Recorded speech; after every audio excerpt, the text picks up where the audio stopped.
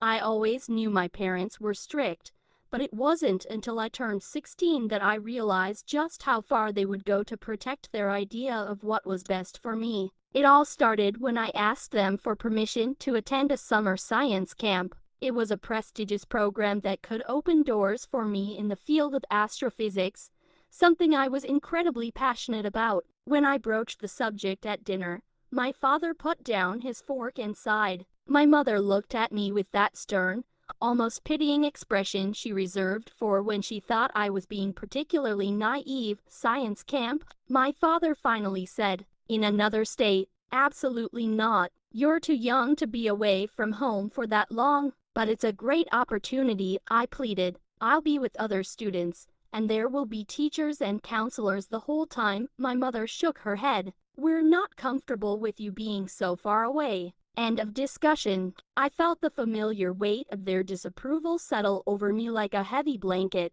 Every time I tried to push back, to explain that this camp was more than just a fun summer activity, they shut me down. The conversation ended with me storming to my room in frustration, tears burning in my eyes. That night, I lay in bed, staring at the ceiling, my mind racing. Why couldn't they see how important this was to me? I had worked so hard to maintain my grades, to excel in science, and now it felt like all my efforts were being dismissed. I clutched my pillow, feeling a mixture of anger and helplessness. The next day at school, my best friend, Sarah, noticed my glum mood. "What's wrong, Emma?" she asked during lunch. I sighed, explaining the situation. "My parents just don't get it. They think I'm too young, that it's too risky." Sarah frowned. "That sucks. Maybe you should show them how serious you are about this. Like, really make them understand." Her words stuck with me.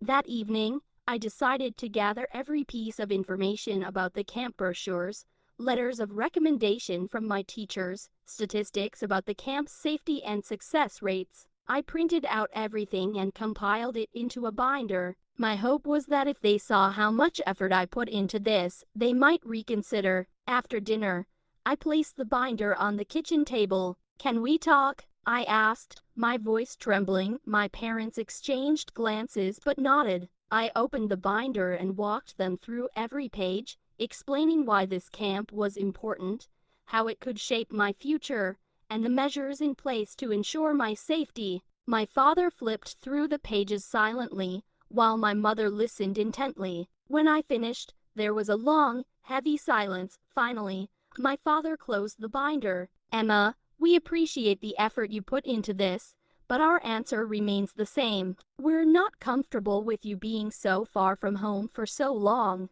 I felt a wave of despair wash over me. "But why?" I demanded, my voice cracking. "Why can't you trust me?" "It's not about trust," my mother said gently. "It's about safety. We just want to protect you." Frustration bubbled up inside me. Protect me from what? From living my life? From following my dreams? My father stood up, his face stern. "This discussion is over, Emma. Go to your room." I stormed off, slamming the door behind me. It felt like my world was collapsing. I buried my face in my hands, sobbing. It wasn't fair. It just wasn't fair. Days turned into weeks, and I watched as my friends made plans for their summers. Sarah tried to cheer me up, but nothing seemed to help. I felt trapped, suffocated by my parents' overprotectiveness. Then, one night, something unexpected happened. While I was doing homework, my phone buzzed with a new email. It was from Dr. Thompson,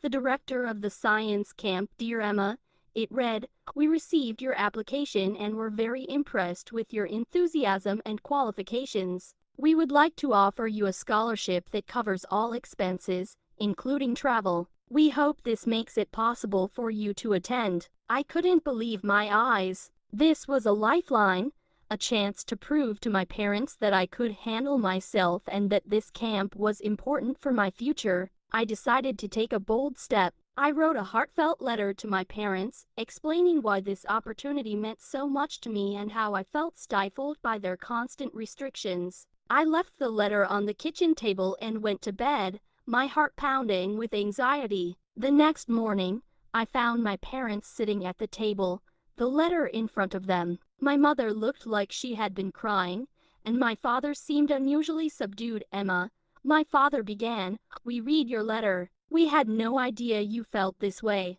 It's just, we've always wanted to keep you safe, and we thought we were doing what was best for you," my mother added. "But we didn't realize how much it was hurting you." I held my breath, waiting for the inevitable but it didn't come. Instead, my father cleared his throat and continued, "We've decided to let you go to the science camp. We trust you, and we want you to pursue your dreams." The relief and joy that washed over me were indescribable. I hugged them both, feeling a new sense of hope and freedom. That summer at the science camp was everything I had hoped for and more. I made lifelong friends, learned from some of the best minds in astrophysics, and discovered a newfound confidence in myself.